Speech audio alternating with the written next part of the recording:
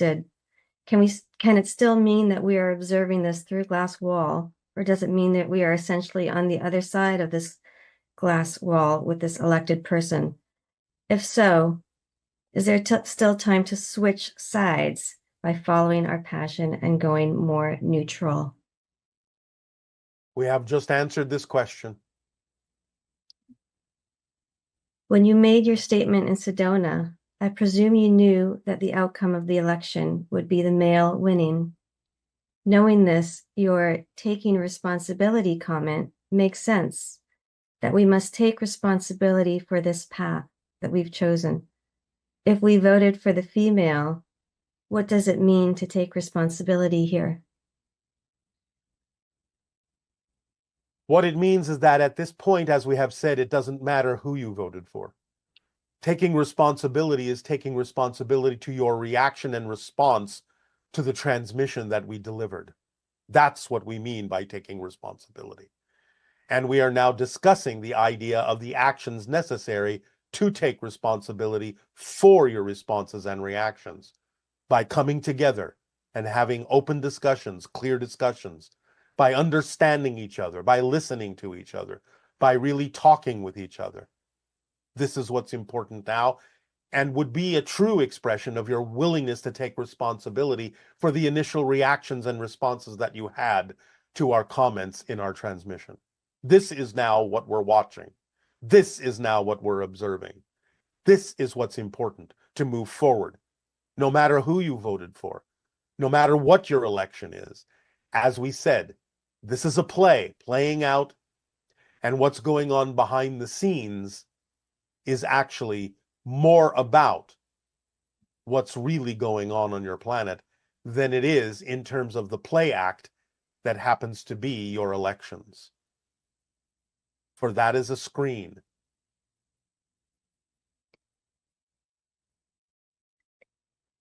Are you providing transmissions to parallel realities where the US elected the female in this recent election?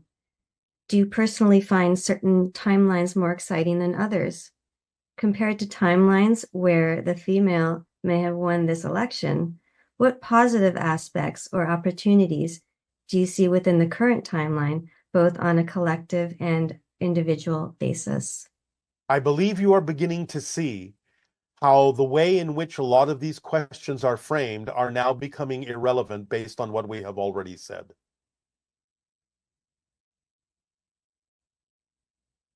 Okay. Is World War III coming? We talked about the idea of the imbalanced energy that is typically referred to as masculinity might lead in that direction. It doesn't mean it will happen. It will lead in that direction. Remember, the idea of what you might refer to as World War III does not necessarily have to be and never will be a nuclear exchange. So the idea is that it may lead by an imbalance of energies that are typically referred to as masculine style energies of aggressiveness, will lead closer and closer to the idea of what you will experience or call World War III. Again, it doesn't mean it will actually happen if you are willing to understand what we are saying to you in this transmission today.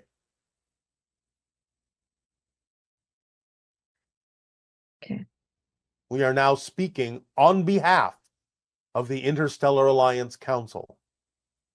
And we are giving you the result of the discussions that are ongoing in this council. So we would strongly encourage you to pay attention to the way in which information is being given to you, to listen to the wording, for it is precise. We said things would lead in certain directions, not that it was inevitable. But nevertheless, by allowing yourselves to begin true communication, you can pull yourselves back to the center, to be with one another, and to empower yourselves in a multitude of ways that will allow you to dispel the veil that you think is your political reality, which is nothing but a smokescreen. for what is really going on behind the scenes, so that you can truly open your eyes and see your world for what it is and how you can truly decide together to change it in ways that will allow you to join the galactic community in a positive way.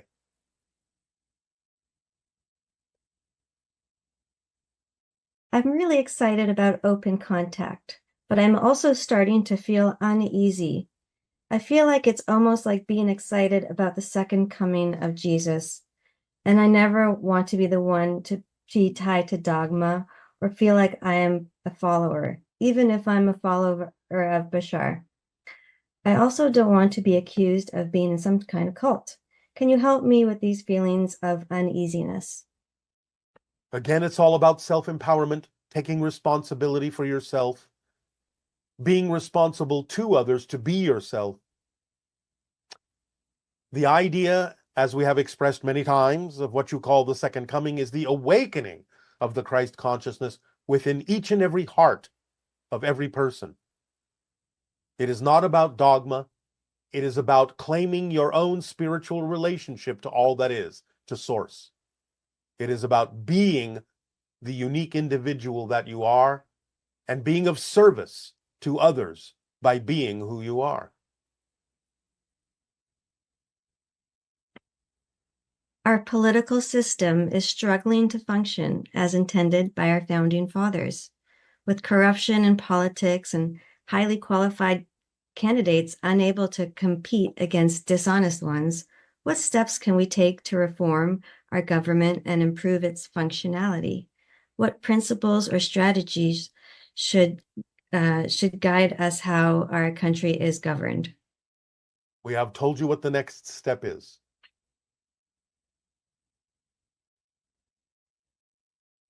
Would you like to share your impressions on the congressional hearing on UFO UAPs that took place on November 13th? Any discussion of this is a step toward open contact. Wonderful. Will the UAP hearings before the U.S. Congress be the vehicle where Pleiadians are introduced to the world as part of disclosure? Possibly. This has not yet been fully decided.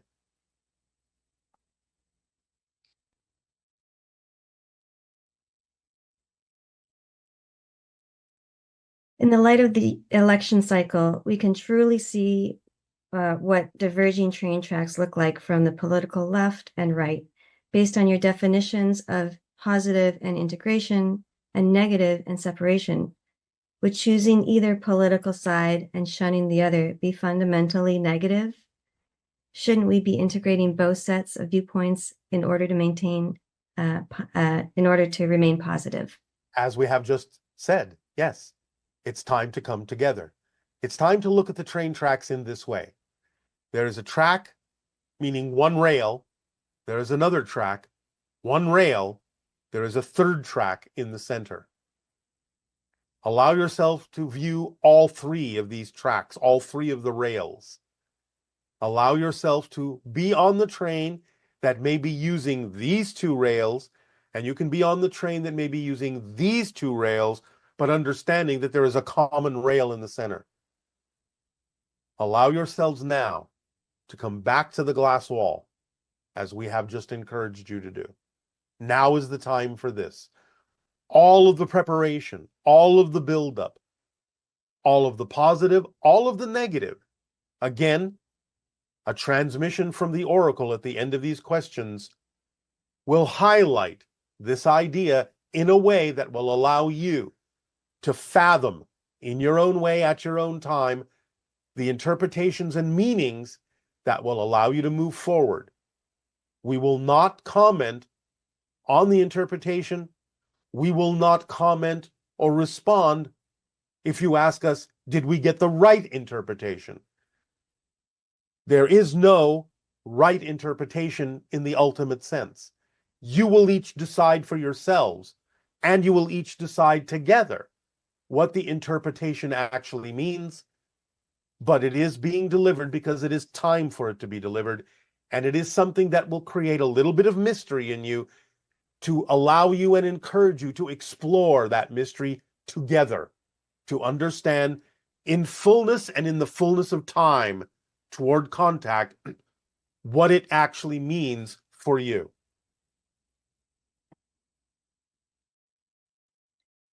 Bashar, as a first contact specialist, will you be the one making physical open contact with Earth when it's time for the Sasani to do so? And since you have connections to Earth, how do you feel about this? And what does this mean for you personally?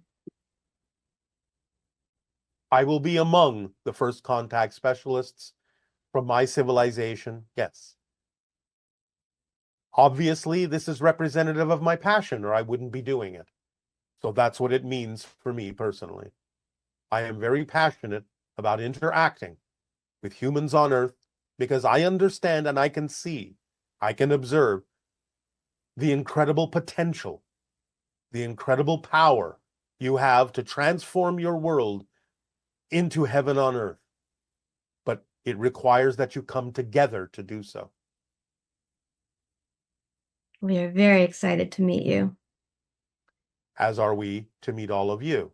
But the yous that we will be meeting will not be the yous that you are today. So become the yous that are the yous who will meet the us's.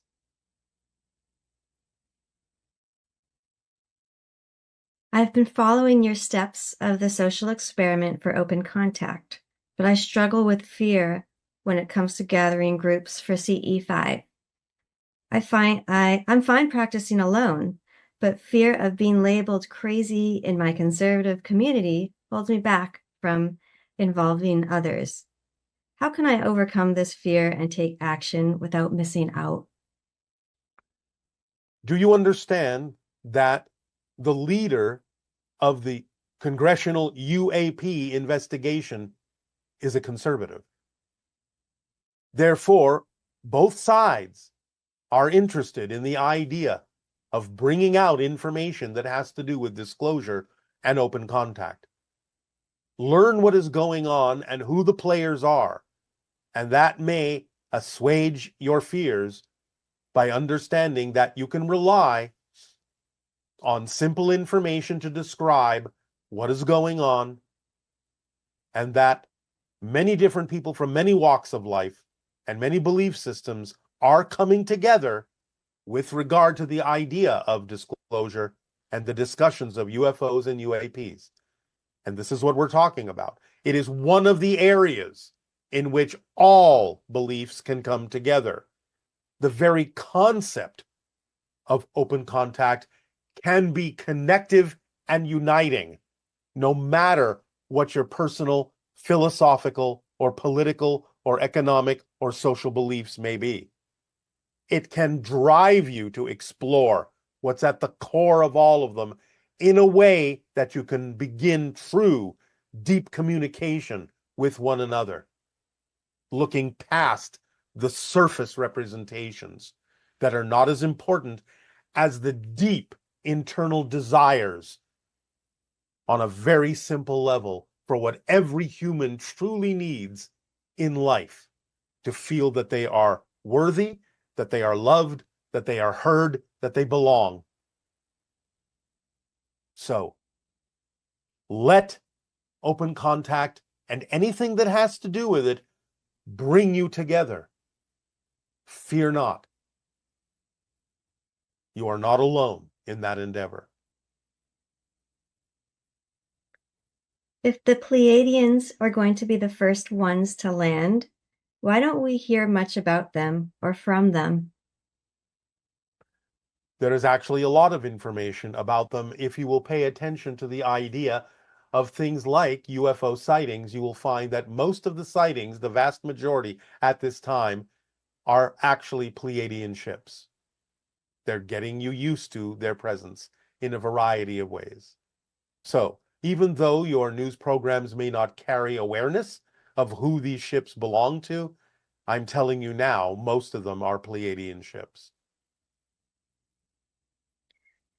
Are the ships on the videos that were published, are those the Pleiadian ships? Some of them.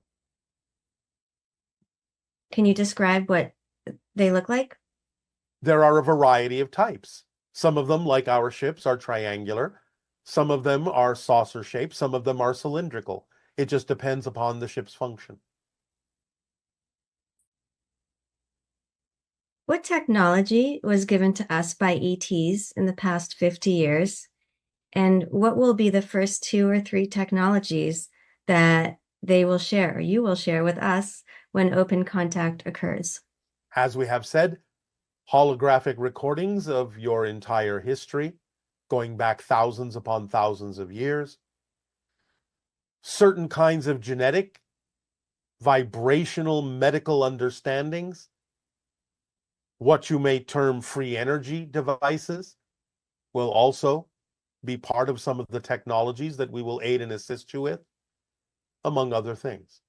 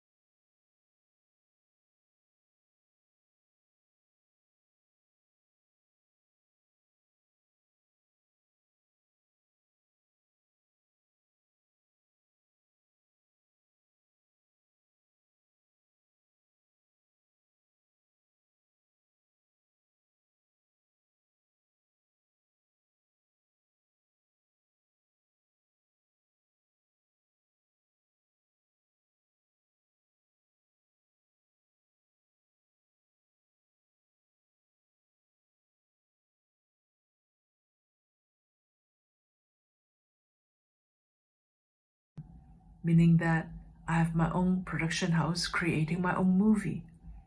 But what about other people who also play a part in my movie? Do I have a say as to how they react, behave, or interact with me? Or all these are still their own decisions at the soul level? Meaning that their world and my world actually share the same storyline or separate. For example, can a man actually create a reality in which his ex-wife actually moves back and falls in love with him all over again? While his ex-wife in her world, in her movie, she has actually moved on and married someone else. How separate or overlapped are these different worlds? It can happen that way, although again, it depends upon how it serves a purpose in that life path to experience those things. The idea is that you make agreements with others, agree to different kinds of storylines, as you say, but you still experience your version of those stories in your reality. By agreement, others will seem to share the same reality, even though they are in their own reality, perceiving their versions of you as you are perceiving your versions of them. So you are creating your versions of them, and it will be based on your belief systems about what you need from them, which can be either slightly or very different from what they may perceive in their reality of their version of you. It just depends on how closely aligned the different versions have agreed to be in terms of what you experience with each other in creating those representations of each other in your own realities. But again, sometimes it can diverge quite readily, quite far, and sometimes it will stay very closely aligned, depending upon the agreement you have made and what purpose it serves to either remain aligned or misaligned. Good day, good day. Ha'ata Bashar. Ha'atu. Ha'atu. Wow. Um, hmm. I feel great. It's a great day. All right. I feel like we have had a conversation before, maybe telepathically. I was standing out in my yard and I had just listened to some of your stuff, and yeah, I could feel something. I don't know if it was that me making it up in my head with my It is your higher mind, and also in combination with us, because we have many conversations with people on the non-physical realm before we have them in the physical realm. But the idea is that it always involves your higher mind to gain practice for you in understanding that your higher mind can answer all the things we have been answering for all of you for all this time as well. cool. I do want to ask some specific questions. One, I'll just start off with one of them is about um, I'm a farmer. I work with the land, and I heard you talk about the Lyrians, and I just want to, I guess, talk more about like water, plants, animals, the energy of those things, and my relationship with them, and how I can evolve those. Like I know water bending is a thing. There's a lot of things that I've seen in movies like superheroes can do, and I just get chills when I see those things. So I feel like they're possible. Um, and All I of just them want to happen talk in about that. spirit. All of them can happen in spirit. Some of them can be brought into the physical realm if you allow yourself to see the physical realm as an extension of spirit more strongly. Not all of them are relevant for your particular life path, but certainly by allowing yourself to understand yourself as an extension and an expression of nature, as nature, rather than being in nature, then you can blend more fully with the idea of the consciousness of nature in all its forms, plant and animal, and elements, and allow yourself more efficacy with the communication with those particular forms of consciousness as well. Being a farmer, in a sense, you have a head start on this because you understand how to work with the land. Allowing yourself to understand everything that's physical as being an extension and an expression of spirit can also help you accelerate your ability to receive and send communications to all the elements we have mentioned. Cool. And does that include the Sasquatch or other um, All things in physical? nature. All things in nature. So are the Sasquatch aware of me? They can be. They are aware of many humans individually, especially those that work the land. So peripherally, they can be aware of you, though it may not be extensive. Hmm. What is a way to sort of invite them, I guess, or Go into the forests where it has been said they inhabit, where it has been said they visit, and allow yourself to begin the cryptic meditations that Willa has delivered to all of you in the past. Sitting with your back to a tree, near a source of water, listening to the water, and extending your mind deep underground into the root system and the mycelial network of the tree, and beginning to blend with the communication between the trees in that way, can also connect you to many forms of nature, including the elementals and including the idea of Sasquatch. Begin those kinds of meditations on the cryptic journey, and it can improve your ability to perceive and receive communication from many different kinds of beings that exist that many people on your planet don't even know about. cool. And teleportation, is that possible with my physical body, or do I need some sort of ship? No, you do not need a ship. You have to understand that you're already teleporting all the time. That's how you move. You jump from moment to moment. You teleport from moment to moment. It's just that you do it so smoothly and so quickly, you don't even know you're doing it. So getting a deeper understanding of the fact that you're already doing it, because every moment you shift to a different reality, literally a different universe, you are teleporting constantly. Even to have the experience of a movement like this requires teleportation through billions of different parallel universes. So if you understand more deeply that you're already teleporting, you can increase your vibration to be able to perceive the rate at which you are already teleporting to create the sensation of movement, which is an illusion. And therefore, by increasing your frequency, you can match the frequency more readily of how you are shifting from reality to reality and perceive that you are always teleporting. And in doing that, you can learn to teleport in different ways that are more perceivable by those around you. But again, it depends on whether this is relevant for your life path. Cool. And I've heard you say before that when the earth changes, it's not the earth changing, it's me shifting into different versions of earth. As I just explained again. Yeah. So what is my desire to regenerate the earth, to regenerate the land, if it's me shifting into something different? The desire is to be a living example of the state of being and the actions that go along with that state of being that allow others to see in you how they can also choose to shift to versions of Earth that are more reflective of what they prefer.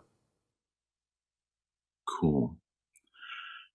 And one of my last questions here, I want to get a little bit more specific about my personal myself. Um,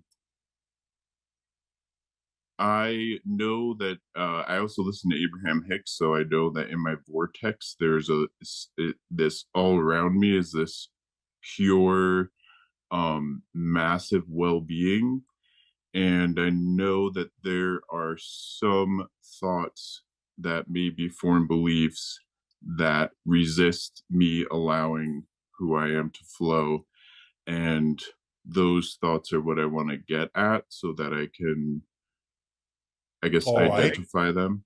Well, the easiest way to do that is ask yourself how it serves you to hold on to them, because you don't hold on to anything that you don't believe serves you.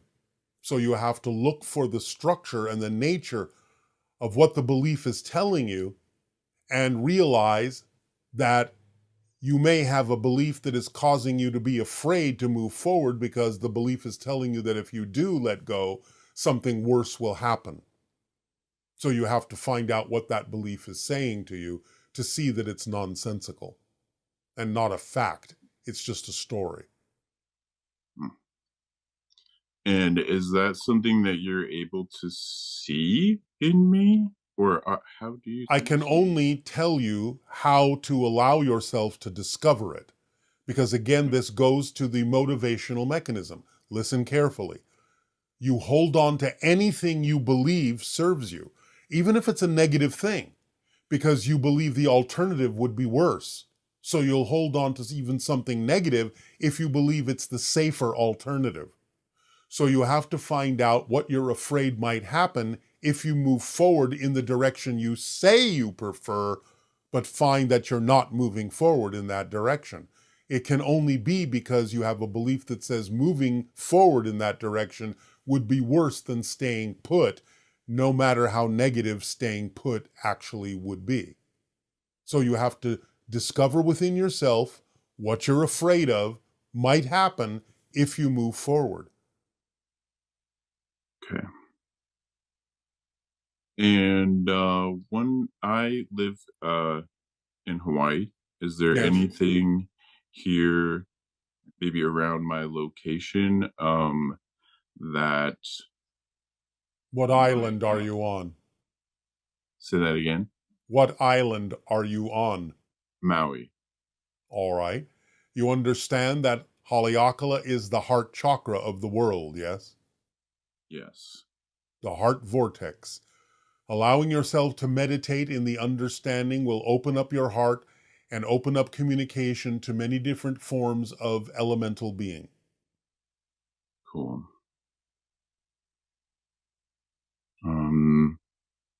Does that serve you? Yes.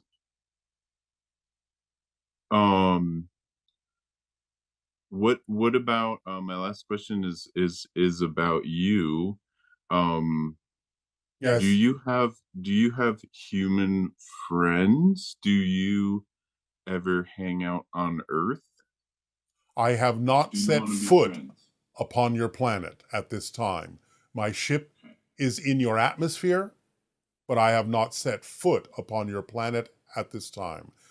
We consider all humans potentially to be our friends if they are willing to be so. Well, I am, and it'd be cool to hang out. Um, There may come a time when that is possible physically. For now, it is not yet the time. okay. And my last question that comes up is about dragons. Dragons Um, are a projection of a certain interdimensional form of consciousness that is interpreted in your reality as the form of a dragon. That's not how they look in their own reality, but it is an expression of ancient wisdom and great power that takes that form because that's the form that your physical reality best interprets those interdimensional forms of consciousness. cool. Okay. So the Thank you. Mo'o, You said that was your last question. yes. Thank Then you. we thank you for your interaction, our unconditional love to you, Aveo. Lots of great questions from our viewers. All right. So the first one is, this person is asking, I believe you've mentioned that we will not be able to see the other train tracks somewhere around the year 2050. As there is a high probability of having a mass contact event between 2026 and 2027, how will the realities who do not experience contact perceive this event? Will they look back on this instance in a similar way we look back on the Roswell event, very much in denial? It depends on the person. There is still an opportunity in the upcoming events to have a particular perspective of it, or no perspective at all, not even knowing that it's happening. There is still the possibility of a range of reactions to it because you are still seeing other people's choices. So for a while, different people will respond or react in different ways or not even be aware that it's happening. These things will start slowly, in phases, subtly, and not everyone on your planet may even be aware that it's occurring. But the different reactions from those that become aware of it may also exhibit a wide range from acceptance to disbelief to total non-acceptance. So again, there is still time for people to make choices about how they relate to the idea of open contact, and you will see a number of different reactions and responses to any particular UFO events or contact events for a few years to come. Okay. This person says, I was wondering if the first major contact event will happen in dream form. I feel like more people would be open to the idea that since they are in a dream state. I'm aware that a lot of people are already making contact while dreaming and just don't remember it. But will we have a dream we remember which will unlock the door to making physical contact? That is a high probability. It is common in first contact scenarios in many civilizations, including a high probability in yours, that the idea of widespread open contact will be experienced en masse in dreams before it occurs in physical reality. very interesting. Will open contact happen on a large scale, visible to everyone, ensuring that no one is left out? No, because again, there are those who may choose not to experience it. It will happen for those who are willing and open to experience such a thing. So again, the scale of it will happen in phases, will unfold in phases, and those who are open to the vibration will experience certain aspects of it, and this will change over time and broaden over time. But there will be those who are simply unwilling to experience such things, and we have to respect that. Therefore, vibrationally, they will simply not be capable of participating in the experiences that others may be open to experiencing. And what will be the impact on those with religious beliefs when we establish open contact? Will they resist, or will you assist them in gaining a deeper understanding of Jesus and God? We will assist where we can, where people are willing and open to receive assistance. Again, there will be a range of responses and reactions based on people's beliefs, be they positive and or negative. And again, this range of responses and reactions will still exist for quite some time as you process what is going on, as you work through things and determine for yourselves which track you ultimately prefer to be on. And how are you feeling regarding the current UAP issues with the US government? Will we make progress soon for disclosure and contact? You are making progress. The term soon is relative. But again, progress will be made in a number of different ways, not even necessarily so much by your government, although there will come a time when they understand that there really is no other choice but to reveal what they know, at least to a large degree. Because the movements that exist in the public domain will have advanced farther at a certain point than the government's abilities to interact and expose the information that they are aware of.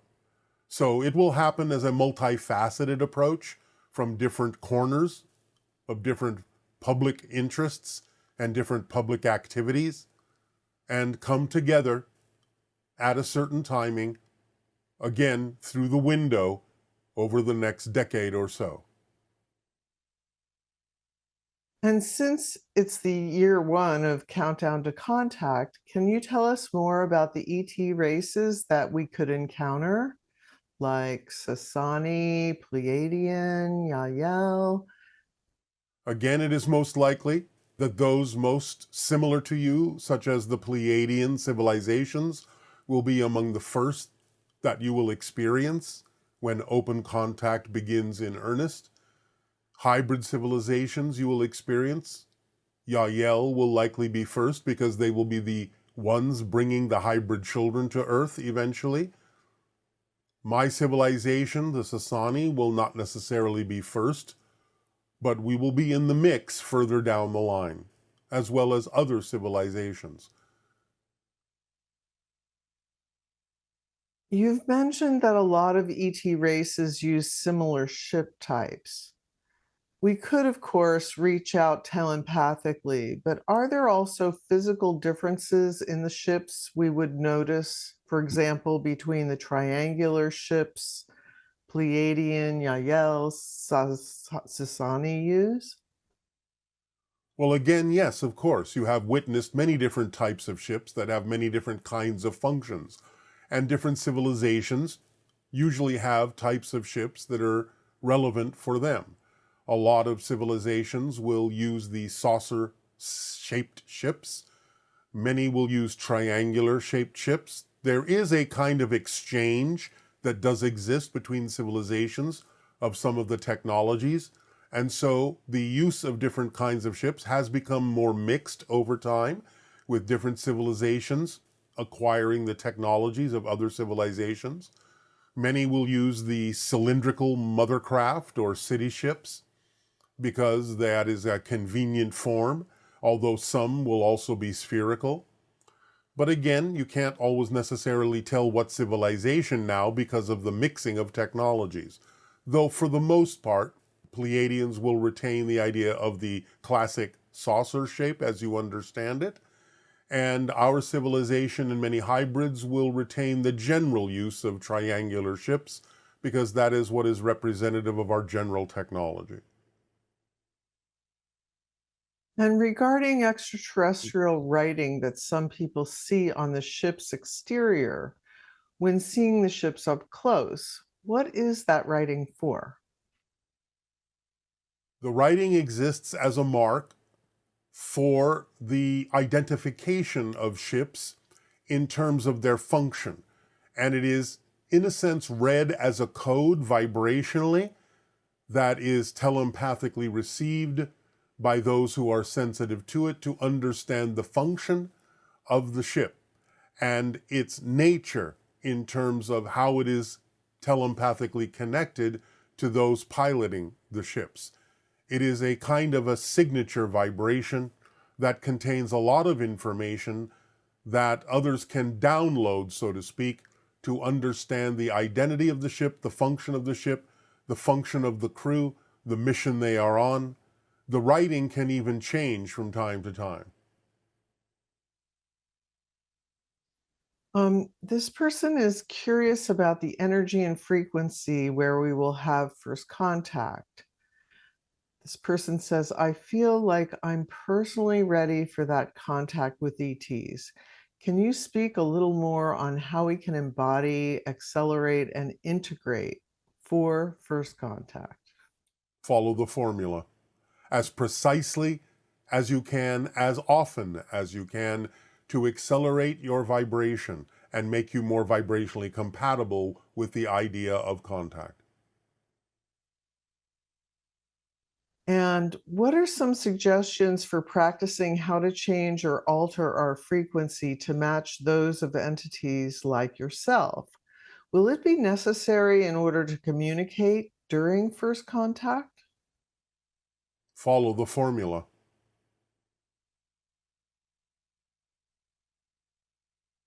Okay. This person is asking, is it possible for or probable for some of us to witness humanity becoming an honorary part of the Galactic Alliance? At 21 years old, I'm hopeful that the advancement in technology and healthcare might make it a reality within my lifetime. Yes, as long as an individual doesn't choose to leave the planet during the time of open contact, those, especially of a younger age, are highly likely to experience the idea of open contact and a relatively large chunk of the full spectrum of contact over time. Okay, for me, this first contact is not really a science event or a fruition of a science fiction dream. It is a cultural event, sociologic, like in the film Close Encounter of the Third Kind. Can you speak to this? It is a sociological event, first and foremost, because it will alter your entire society. And you must alter your entire society on your own in order to make yourselves more compatible with the idea of contact. So the idea is it is less scientific, although there will be some technological elements to it, some technological exchange, knowledge exchange, so on and so forth, knowledge given, technological ideas given and shared. But it is first and foremost a sociological event, yes. Your entire society, those that are willing and open, those that are shifting in the direction of open contact, will be very different from your society of today. So the idea is that, yes, primarily it is sociological. Okay, and the idea of humans organizing for contact. In what shapes or form would you suggest or inspire humans to organize themselves so they can globally have a more joyful and exciting open contact experience? Some of that type of information will be being delivered in upcoming transmissions that have to do with what we are preparing you for now. As we said, this is Countdown to Contact Year 1, and we will begin to make certain suggestions for actions and behavioral changes in members of your society that have to do with what we are terming the Interstellar Alliance Sociological Experiment. And it will be delivered to you in a variety of steps over time in the upcoming year. So some of those suggestions will be forthcoming in the upcoming transmissions. You've recommended putting up a picture of an alien in our windows. I've had little children, and in speaking to them about contact, I'm not sure they're ready to see an alien in the window. Do you have other suggestions for the little ones? Depending upon their age, your children are already exposed to many representations of ETs and other kinds of beings in their programming on television and in movies. You can simply be creative and imaginative and choose representations that you deem to be, shall we say, cuter than average, so that children can relate to them and use those instead. Okay, and when contact is made, what reactions do you anticipate from us? Again, there will be a range of responses and reactions depending upon belief systems, willingness to be open or not to the idea that you are not alone, willingness to be open to the idea of the kind of changes that would have to occur within you as individuals and within all of you as a society. So again, there will be a range of reactions and responses, and this is what we anticipate will occur at first. And what qualities make us the best candidates for open contact? Love, peace, creativity, imagination, and a willingness to be your true selves, a willingness to raise your vibration, a willingness to expand your consciousness, a willingness to connect to all that is in a variety of ways. And could you tell me more about the sanctuaries you speak of? You mentioned people will be led to them by synchronicity. Could someone like myself prepare a space or the sanctuaries and set them aside? Can I be put on the list? Again, people will be creating these sanctuaries through synchronistic opportunities, whether you yourself are involved in the creation of one or simply allowing synchronicity to lead you eventually to those that have been created by humans on your planet, it doesn't really matter. It is up to you to follow your passion as to whether or not you are actually finding a space and creating a sanctuary or being open to being attracted to a sanctuary once they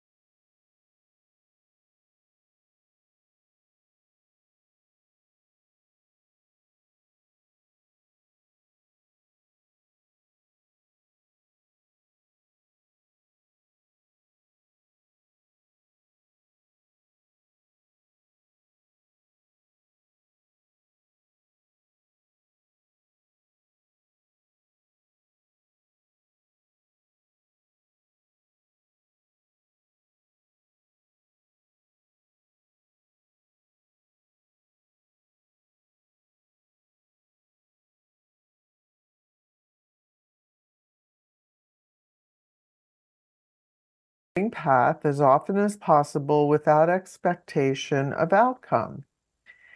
Can I gently say that that's easier said than done? You've nearly perfected evolved states of being, but we as humans struggle with this for many reasons, mainly because of all the shoulds we face. We need to make money to pay bills, and many of us are in jobs that don't bring us joy or excitement.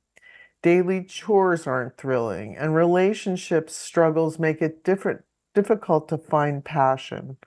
Are you suggesting we abandon societal norms and just do whatever excites us in the moment? I'm struggling with the formula and would like to know how to make it practical and effective. Your version feels a bit unrealistic given our societal constraints. I'd love to drop all the shoulds, but I'm fairly certain I'd be evicted by the end of the month. As you humans say, there is a lot to unpack in that question because there are several different directions that question took that need to individually be addressed. First of all, no, we are not saying that you should drop everything. As we have often and always said, if you have a belief system that you cannot be supported by your passion, then you have to honor your beliefs and continue to do whatever it is you are doing that you believe is necessary to support you in life, even if it's not representative of your passion, until such time as you learn that your passion can support you by at least giving it an opportunity to prove that to you by acting on your passion as often as you possibly can. The second thing to unpack in that question is you are defining a lot of things that you could find more exciting ways to do, but defining them in ways that are not exciting for you. When you talk about the idea of, chores that have to be done in physical reality, you're coming in with the idea of a negative definition of those things when there may actually be ways to do many of those things that are truly necessary for physical survival in ways that are more vibrationally compatible with who you are and would actually be more fun, more enjoyable. So you have to use your creative imagination to figure out what the right way is for you to do the things that you believe are absolutely necessary for you to thrive in physical reality. Again, you have to rearrange some of your definitions and you have to expand your definition of what support you actually need in any given situation or any given moment, because it's not always the kind of support that you think you need, especially with regard to the idea that you are now referring to of being evicted by not paying your rent, which means in your mind, I need money. But again, even though that may generally be true in your society, there are still ways to mitigate some of that through communication with those to whom you may owe the money, because again, communication is one form of abundance, and sometimes just communicating with that person and letting them know what your circumstance and situation is. In other words, including them in the process that you may be going through that finds you coming up a little short may actually give them the opportunity to be generous and say, all right, I'll give you extra time, or you don't have to pay me right now, or all sorts of other things that they may come up with that you may not have considered possible, simply because you're not even willing to investigate that idea with your imagination and definitions being lower than they could be. So again, it's all about the circumstances, the situations, and what definitions you give them. We are not giving you anything that is actually unrealistic. These things do work. And the very fact that you open the question with the concept that it is unrealistic or that it is difficult for you says a lot about what you believe to be true. And that's fine if you want to hold on to those beliefs. All we are suggesting is that at least you give yourself an opportunity, when possible, in your schedule to make time to act on your passion to the point where over time, at whatever pace you're comfortable, you can allow your passion to prove to you that it can support you in many more ways, even better than what you're doing now. Don't necessarily give up the things you're doing if you don't believe that your passion can support you. Of course not. So the idea is for you to determine the pace that you're comfortable with, but give yourself an opportunity to let your passion prove to you that it can support you. At least go that far. Okay.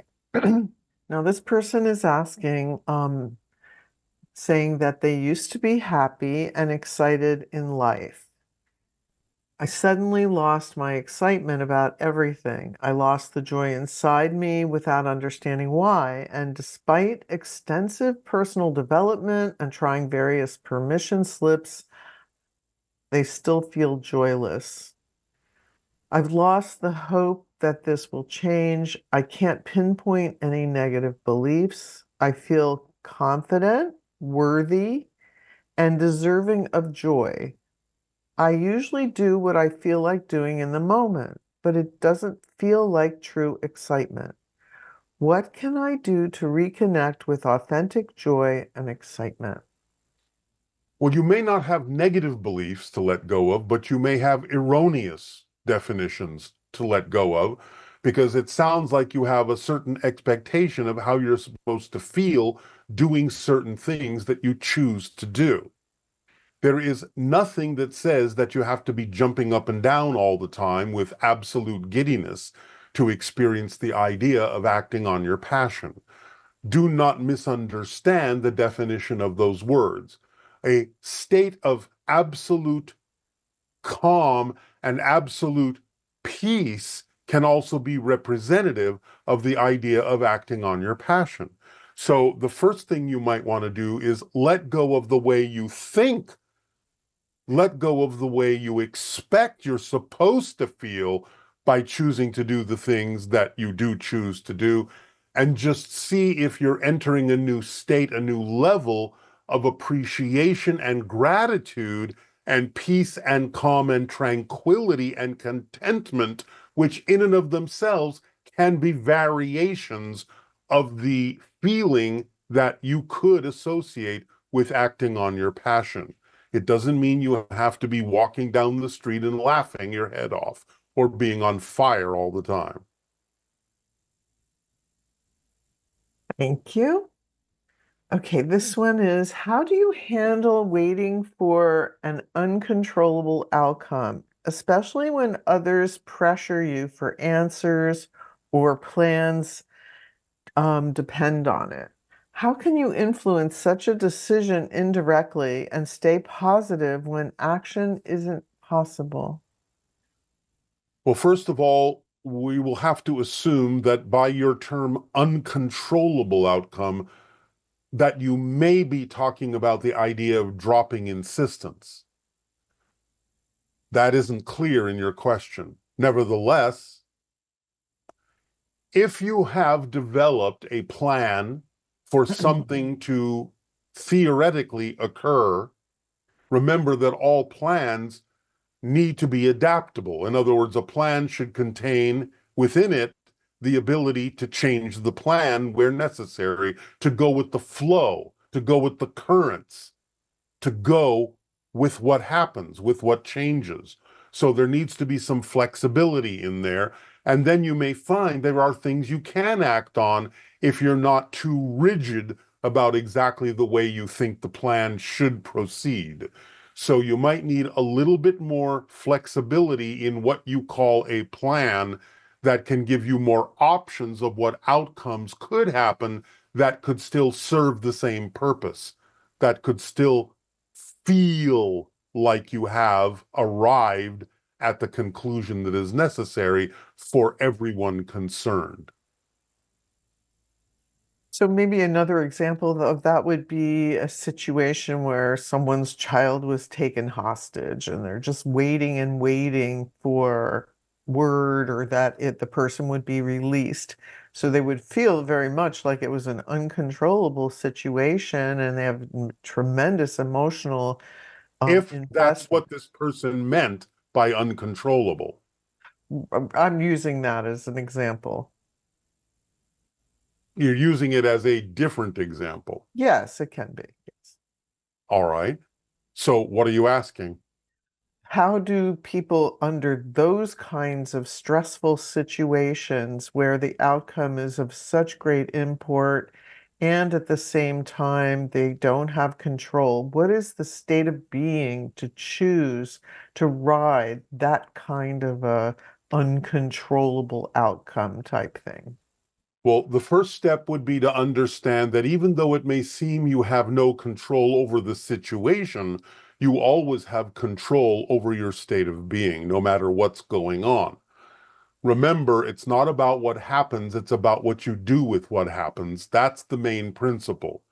So staying in a state of being, I'm not saying you have to be happy that someone has been abducted, but staying in a stable state, a potentially positive state, or at the very least a neutral state, can allow you to be able to observe synchronicities that will come to you that can lead to solutions that would be beneficial for all.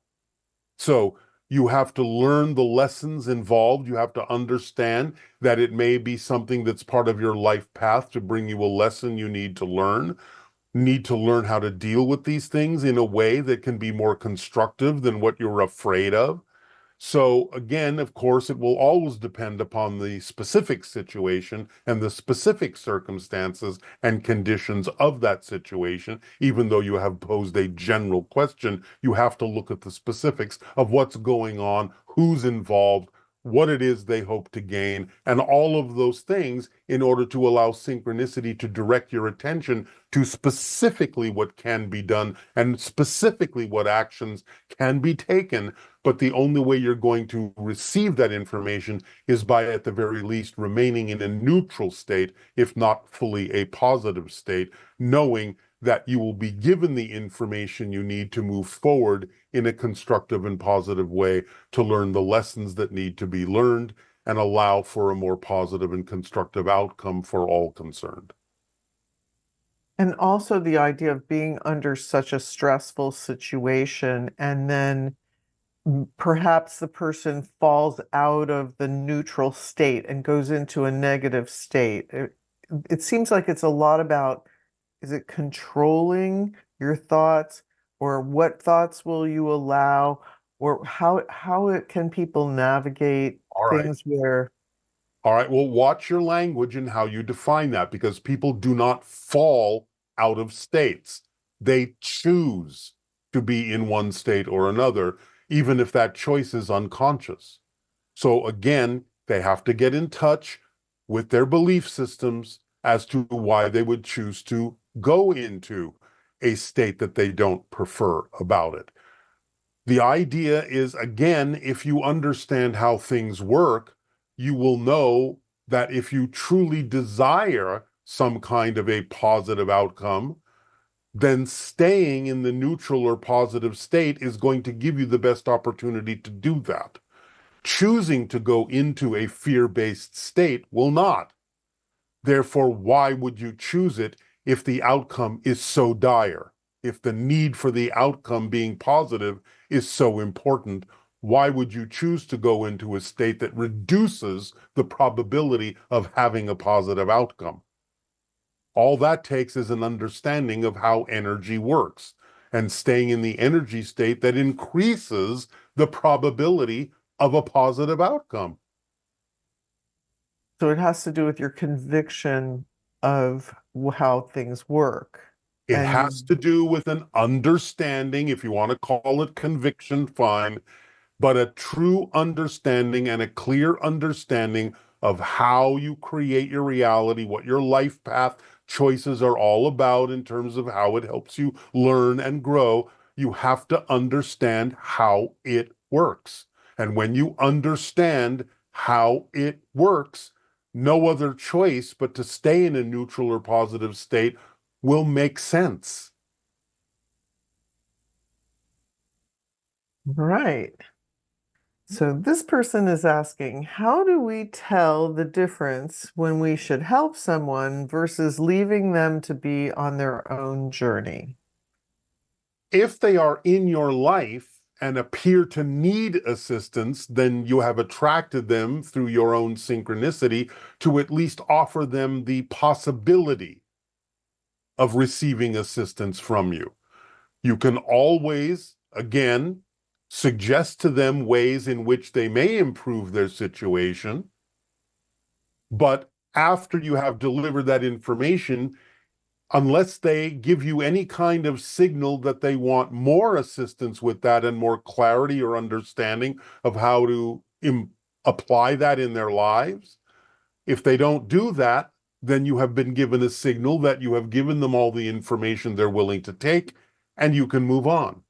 So the fact that they're in your life can be a signal that at least they may be willing to have you give them the option, and whether they use it today or tomorrow or a year or 10 years from now is not the point. The point is, if they're in your life and they appear to need help, then synchronicity has told you that there may be something you can do to at least give them information that they will be able to use at some point in their life. So at least make the attempt up to the point where it seems that they no longer wish your assistance. They'll let you know, either through their body language or their language. They'll let you know that's enough. They'll go away. They'll tell you to go away. They'll tell you to stop trying to help them. Something will let you know that you have given them everything they can handle, everything they can absorb. But at the very least, attempt to offer them something you believe in your heart of hearts may actually benefit them. That's the best you can do anyway. Okay, and this individual is saying that they've lived a very difficult and unsafe life for so long that even though they understand your teachings, they struggle to implement them. How can they truly believe that they are safe and that everything will be okay? They can't seem to By let go. understanding the concepts. They don't understand them. They may have a mental comprehension of the concepts that we're delivering, but clearly they don't understand them in the degree that they need to again realize how things actually work, because they are still choosing to struggle, still choosing to experience difficulty. So it must benefit them in their mind, in their belief system, somehow to continue to do so. Maybe they don't believe they can learn the lessons they need to learn any other way. They have to examine their belief systems and find out what benefit they're getting about continuing to choose to struggle through their lessons. They can always learn to process those challenges in ways that they can still learn the lessons in more positive, creative, and constructive ways. So they don't really understand the concepts, at least not clearly enough that they're willing to choose other ways and use their creative imagination to find the path that works for them, that is not so difficult and not so stressful. They must be getting something out of what they're experiencing as difficulty and stress. Yes, I mean, you've talked about negative beliefs, and it sounds like some of the questions that we're getting are about people feeling like they can't control the negative beliefs that they're hearing in their head and they're buying into them. Is there anything you could suggest regarding that? Yes, but you see, that's one of the beliefs itself. I can't control this. I can't help but buy into it. That's a negative belief. So they have to pay attention to the fact that that dialogue in their head is coming from the negative belief as well. It's one of the quote unquote tricks that negative beliefs have, is to convince you that there's nothing you can do, that it's an automatic function you just can't help. Therefore, they have to learn to identify even that language, even the voices in their head about how they can't do anything about it, as something coming from the negative belief.